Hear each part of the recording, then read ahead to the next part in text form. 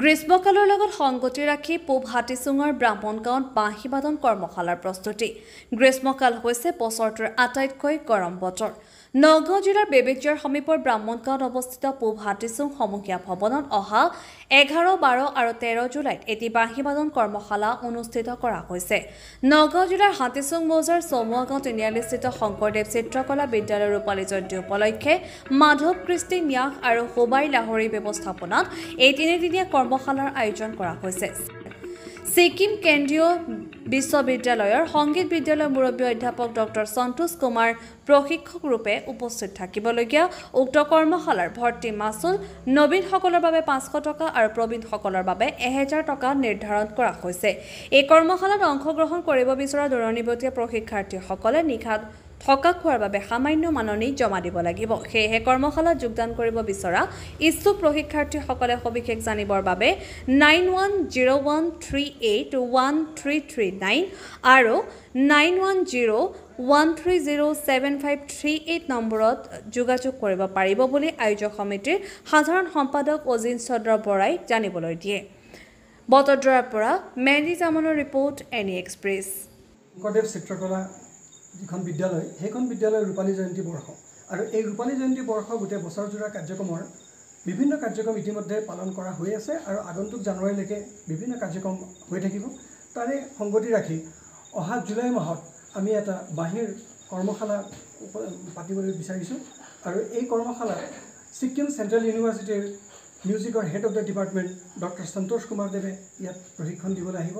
আগন্তুক 3 দিনৰ কৰ্মশালা আমাৰ এই অঞ্চলতে হ'ব আৰু আগ্ৰহ কৰিছোঁ বা ইচ্ছা কৰিছোঁ যে আমাৰ এই অঞ্চলৰ উঠি অহা যুৱ প্ৰজন্মৰ মাজত সাংস্কৃতিক এটা সজাগতা আৰু বাঁহীৰ প্ৰতি এটা আন্তৰিকতা আৰু তাৰ বিষয়ে শিকিবলৈ ইচ্ছা, এই বিষয়ে যদি আমি অলপ চেষ্টা কৰিব পাৰোঁ আৰু চেষ্টা হৈ কিমান আগবাঢ়িব পাৰিম এই বিষয়ে সন্মুখত ৰাখি এই কৰ্মশালা পালন কৰা হৈছে। আৰু এই কৰ্মশালাত আমাৰ স্থানীয় 2জন বাঁহী বাদক আছে, তেখেতলোকে এই বিষয়ে কেনেধৰণে প্ৰস্তুতি আছে জনাব। আমাৰ বাঁহী বাদন কৰ্মশালাটোত ছিকিম কেন্দ্ৰীয় বিশ্ববিদ্যালয়ৰ মুৰব্বী অধ্যাপক শ্ৰী সন্তোষ কুমাৰজী তেখেত আহিব আৰু ইতিমধ্যে অকল নগাঁও জিলাৰ লগতেই নহয়, নগাঁও জিলাৰ লগতে অসমৰ বিভিন্ন প্ৰান্তৰ পৰা বিভিন্নজন প্ৰশিক্ষাৰ্থী আমাৰ লগত যোগাযোগ কৰিছে। তেখেতসকলে আহিব বিচাৰিছে। 3দিনীয়া কৰ্মশালা 11, 12 আৰু 13 জুলাই। তেখেতসকলে যদি থাকিব বিচাৰে ইয়াত আমাৰ সেইখিনি ব্যৱস্থাও আছে প্ৰশিক্ষাৰ্থীসকলৰ বাবে। এটা সীমিত পৰিমাণৰ মাননি লৈ পেলাই আমি কৰ্মশালাটো প্ৰশিক্ষাৰ্থীসকলৰ বাবে যাতে তেখেতসকলে যাতে বাঁহী বিষয়টোক লৈ পেলাই অলপ হ'লেও জ্ঞান আহৰণ কৰিব পাৰে। গতিকে শংকৰদেৱ চিত্ৰকলা বিদ্যালয় আৰু মাধৱ সাংস্কৃতিক ন্যাস লগতে হুৰাই লাহৰী দা ফক বেণ্ড অফ আছামৰ তৰফৰ পৰা আমি এই কৰ্মশালাটো আয়োজন কৰিছোঁ। গতিকে যিসকলে আহিব বিচাৰে কৰ্মশালাটোত অংশগ্ৰহণ কৰিব বিচাৰে, নতুন পুৰণি বুলি কথা নাই, সকলোৱে অংশগ্ৰহণ কৰিব পাৰে। আৰু এইটো কেৱল তেখেত বাঁহীৰ হয়, কিন্তু কথাটো এনেকুৱা নহয় যে কেৱল বাঁহী বজোৱাসকলহে আহিব পাৰিব। মিউজিকৰ লগত জড়িত, সংগীতৰ লগত জড়িত প্ৰতিগৰাকী ব্যক্তি আহিব পাৰে। আৰু এই কৰ্মশালাটোত শাস্ত্ৰীয় সংগীতৰ লগতে বাঁহীৰ বিভিন্ন টেকনিক আমাক শিকোৱা হ'ব। গতিকে সকলো আহক, আমি সেইখিনি বিচাৰিছোঁ। নমস্কাৰ। হাতীচুং শংকৰদেৱ চিত্ৰকলা বিদ্যালয়ে এই বৰ্ষজোৰা ৰূপালী জয়ন্তীৰ বৰ্ষৰ লগত সংগতি ৰাখি আমি বিভিন্ন অনুষ্ঠান ইতিমধ্যে কৰি আহিছোঁ।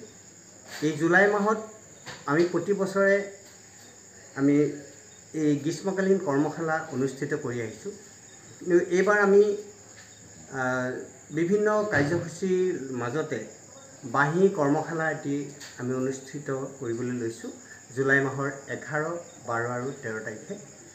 আৰু এই বাঁহী কৰ্মশালাৰ প্ৰশিক্ষক হিচাপে আমি আমন্ত্ৰণ জনাইছোঁ ছিকিমৰ সাংস্কৃতিক ইউনিভাৰ্চিটিৰ সন্মানীয় উপাধ্যক্ষ সন্তোষ কুমাৰ মুৰব্বী ডাঙৰীয়া দেৱক। আৰু ইয়াত অঞ্চলৰ নবীন প্ৰবীণ সকলোৱে অংশগ্ৰহণ কৰিব পাৰিব। আৰু তেখেতে আহি যে অকল ক্লাছিকেলতে ব্যস্ত থাকিব এইটো কথা নহয়, নবীনসকলৰ কাৰণে তেখেতসকলে নবীনক কেনেধৰণে প্ৰশিক্ষণ দিব লাগে সেই মৰ্মে তেখেতসকলক প্ৰশিক্ষণ দিব। আমাৰ হয়তো ইয়াত কোনোবা হয়তো ভুল ভাবিব পাৰে যে বাহিৰৰ পৰা যিহেতু তেখেত আহিব, তেখেতে ক্লাছিকেলতেই গুৰুত্ব দি পেলাই এই প্ৰশিক্ষণটো দিব, সেইটো নহয়। নবীনসকলৰ কাৰণে বেছিক যিখিনি কথা তেওঁলোকে জানিব লাগে সেইখিনি ইয়াত তেওঁলোকে নিশ্চয় দিব। আমি আশা ৰাখিছোঁ এই ক্ষেত্ৰত আমাৰ অঞ্চলৰ সকলো ল'ৰা ছোৱালীয়ে বাঁহীৰ প্ৰতি এটা আগ্ৰহী হ'ব, সাংস্কৃতিক দিশটোৰ প্ৰতি এটা আগ্ৰহী হ'ব। এইটোৰ চিন্তাধাৰা মনত লৈ আমি এই কৰ্মশালাটো পাতিছোঁ আৰু বিশেষকৈ আমি তেখেতৰ দৰে এজন বিশেষ ব্যক্তিৰ লগত চিনা পৰিচয় আমি হ'ব পাৰিম সকলোৱে। এনেধৰণৰ কথা চিন্তা কৰি আমি এই কৰ্মশালাটো হাতত লৈছোঁ। আশা ৰাখিছোঁ আপোনালোক সকলোৱে সহায় সহযোগিতা আগবঢ়াব আৰু আমি সফল হ'ম।